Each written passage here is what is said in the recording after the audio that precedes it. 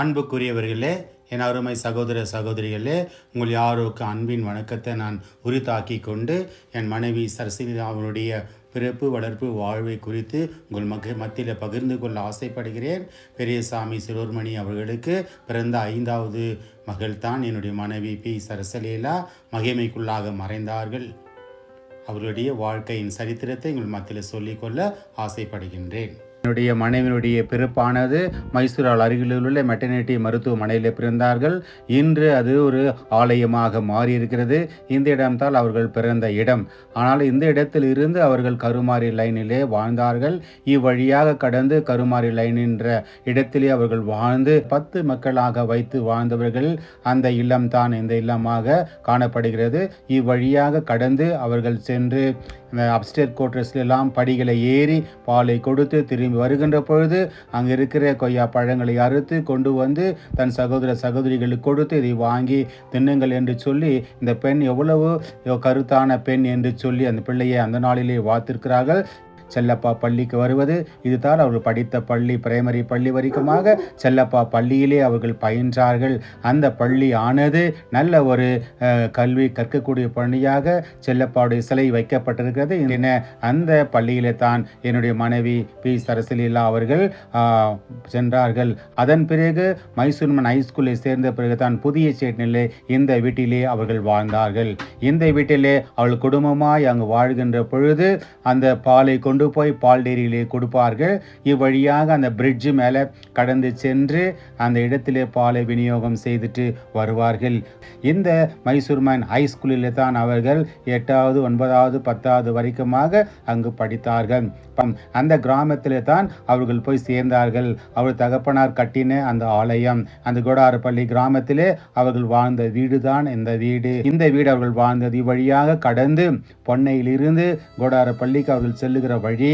அங்கிருந்து தான் அவருடைய தகப்பனாருடைய சமாதி அங்கே வைக்கப்பட்டது. மனைவி சரசலீலா தம்பி தங்கச்சிகளை கேஜேபி கொண்டு போய் படிக்க வைக்கலாம் என்று சொல்லி அழைத்து வரும்படி சொன்னார்கள். அவருடைய பிள்ளைகளை அழைத்து கேஜேபிக்கு சேட்லனிலே வந்து செங்கல் வீட்டிலே அவர்கள் தங்கினார்கள். அவருடைய தம்பி தங்கச்சி அந்த வீட்டிலே தங்கி படித்து பழைய சேட்லிலிருந்து பிள்ளைகளுக்கு வசதி வாய்ப்பு தேவைக்காக இட்டாலியன் கோட்ரஸ்க்காக மாறினார்கள். அந்த வீடு தான் இது. இந்த இடத்தில் தான் நிச்சயதார்த்தம் எங்களுக்கு நடந்தது. இவ்வழியாக மில் ஆபீஸ் போய் வருவார்கள். அவ்வளவு வேகமாக நடந்து உடனடியாக ஆபீஸ்குள்ளே சென்று விடுவார்கள். இன்று அந்த இடமெல்லாம் பார்க்கின்ற பொழுது எல்லாம் மறைந்து விட்டது. இதுதான் அவர்கள் கிரஷர் ஹவுஸை இது தாண்டித்தான் அவர்கள் போகால் மில்லினுடைய ஆபீஸினுடைய மெயின் கேட். இந்த கேட்டுக்குள்ளாகத்தான் அவர்கள் செல்லுவார்கள். அந்த கேட்டு வரைக்கும் நான் போய் நின்று பார்ப்பேன். அவங்க வேலை செய்கின்ற பொழுது அதை உள்ளே கூட செல்ல முடியாது. அங்கிருந்து கிறிஸ்து ரட்சக ஆலயத்தில் நான் பிரசங்கித்து வெளியே இருக்கின்ற வேலையில் அவ்வழியாக அவர்கள் வந்திருந்தார்கள். அப்பொழுது இந்த ஆலயத்தில் பிரசங்கம் பண்ணது இவர் தானா அப்படின்னு தூர நின்று இன்னொரு கேட்கும் போது, ஆமாம் இவர் என்னுடைய வாழ்க்கைக்கு துணையாக வந்தால் எப்படி இருக்குன்னு நினைச்சாங்க. அவ்வளோதான். அடுத்த ஆண்டிலேயே நான் பெண் கேட்க போகும்போது இந்த 6 வீடு இந்த வீட்டில் தான் அவர்கள் இருந்தார்கள். இந்த வீட்டில் தான் என் மனைவி சரசலீலாவை பெண் பார்க்க சென்றேன். அப்பொழுது அவரோட ஆயா அங்கு இருந்தார்கள். என் மனைவி நான் பார்க்க முடியவில்லை. உள் அறைக்குள்ளாக மறைந்திருந்தார்கள். நான் இல்லத்தின் தலைவரா என்கின்ற பாடலை பாடி 128ஆம் சங்கீதத்தை வாசித்த உடனே அவர்கள் பிடித்து, இவ்வளவு அருமையான பாடல் வசனங்களை இவர் பாடி ஜெபிக்கிறாரே, என் வாழ்க்கை துணைக்கு ஆண்டவர் நினைத்தது என்னை கொடுத்தாரே என்று சொல்லி இந்த இடத்திலே அவர்கள் என்னை பார்த்து எனக்கு சம்மதம் என்று சொன்னார்கள். எத்தனையோ ஆஃபர் வந்து கூட தடைப்பட்டது. ஏனென்றால் பிள்ளைகளுடைய படிப்பின் வரங்கள் எதிர்கால வாழ்வு தம்பி தங்கச்சிக்காக தியாகம் பண்ண என் அருமை மனைவி என்னுடைய ஜெபத்தையும் பாடலையும் கேட்டு திருமணம் செய்ய சம்மதித்தார்கள். இந்த நல்ல மேய்ப்பன் ஆலயத்தில் தான் 1988ஆம் வருடம் 18ஆம் தேதி என்னுடைய திருமணம் நடந்தது. இந்த இடத்தில் நடந்துதான் மாரிக்குப்பம் கல்யாண மண்டபத்திலே வரவேற்புரை நடந்தது. பிளாக்கு குடிபுகுந்தோம். நானும் என் மனைவியும் இந்த வீட்டிலே தான் நாங்கள் வாழ்ந்தோம்.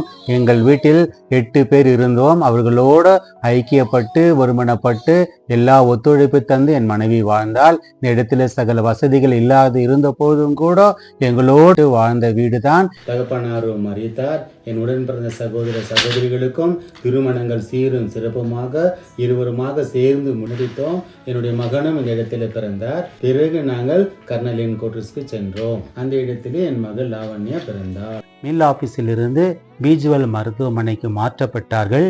அந்த இடத்தில் அவர்கள் வேலை செய்கின்ற பொழுதுதான் அநேகருக்கு உதவி செய்கின்ற ஒரு மகளாக விளங்கி தன் பிள்ளைகளுமாக ஒரு டாக்டருக்கு படிக்க வைக்க வேண்டும் என்கின்ற எண்ணம், ஆசை அங்கு ஜெபத்திலே அவர்கள் வைத்தபடியினாலே அந்த மருத்துவமனையிலே வேலை செய்தே பிள்ளைகளை படிக்க வைத்தார்கள். நின்று தான் என்னை வழியே பார்ப்பார்கள்.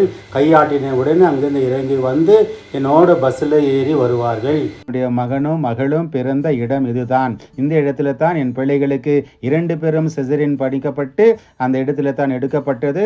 அந்த மருத்துவமனை தான் அது. அங்கிருந்தாக அவர்கள் கடந்து வருகின்ற பொழுது இந்த வழியாக நடந்து கர்னலேன் கோட்ரஸ்க்கு வருவார்கள். இங்கு மாரிக்குப்பம் இருக்கின்ற பொழுதும் கர்னலேன் கோட்ரஸில் இருக்கின்ற பொழுதும் நடந்தே வருவார்கள். அங்கிருந்து வருவதற்கு 2-3 ரூபாய் தான் ஆட்டோவுக்கு.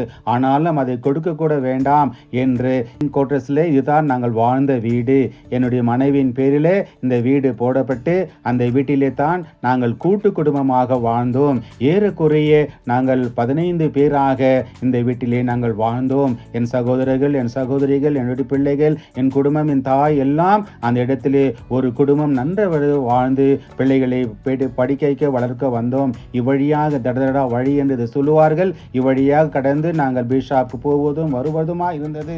அந்த வீடெல்லாம் இன்னும் அந்த இடமெல்லாம் இன்னைக்கு மறைக்கப்பட்டிருக்கிறது. அந்த வழிகளை இதுதான் அந்த வழி. இகருக்கு போகின்ற வழி. வழியாகத்தான் குடிநீருக்கு நாங்கள் அங்கு செல்லுவோம். என் மனைவி அங்கு சென்று தண்ணீர் கொண்டு வருவார்கள். பக்கத்திலே ரேஷன் டிப்போ உள்ளது. அங்கிருந்தான் என் மனைவி ரேஷனை சைக்கிளில் வச்சு தள்ளி வருவார். மாரிக்குப்பத்திலிருந்து பாரத் நகருக்கு வரும்படியாக கர்த்தர் எங்களுக்கு வழியை ஆயத்தப்படுத்தி கொண்டார். அந்த வீடு சொப்பனத்தில் நான் கண்டபடியினால் என் மனைவி அதை வாங்கும்படியாக அதிகமாக முயற்சி செய்து அந்த வீட்டில் தான் பிள்ளைகளுடைய திருமண காரியங்கள், படிப்பு, வேலை வாய்ப்பு, அமைப்பு எல்லாம் நல்ல விதமாக நடந்து முடிந்தது. அந்த வீட்டிற்கு நல்லாயன் என்று பெயரிட்டு அந்த வீட்டிலே நாங்கள் மனமகிழ்ச்சியும் சந்தோஷம் கடவுளோடு ஐக்கியப்பட்டு வாழ்ந்து வாழ்க்கையை என் மனைவி வாழ்ந்து மறைந்து ஆண்டு இறைவனடி சேர்ந்தார். நல்ல போராட்டத்தை போராடி ஓட்டத்தை பிடித்து பரலோக வாழ்வுக்குள் சென்றாள்.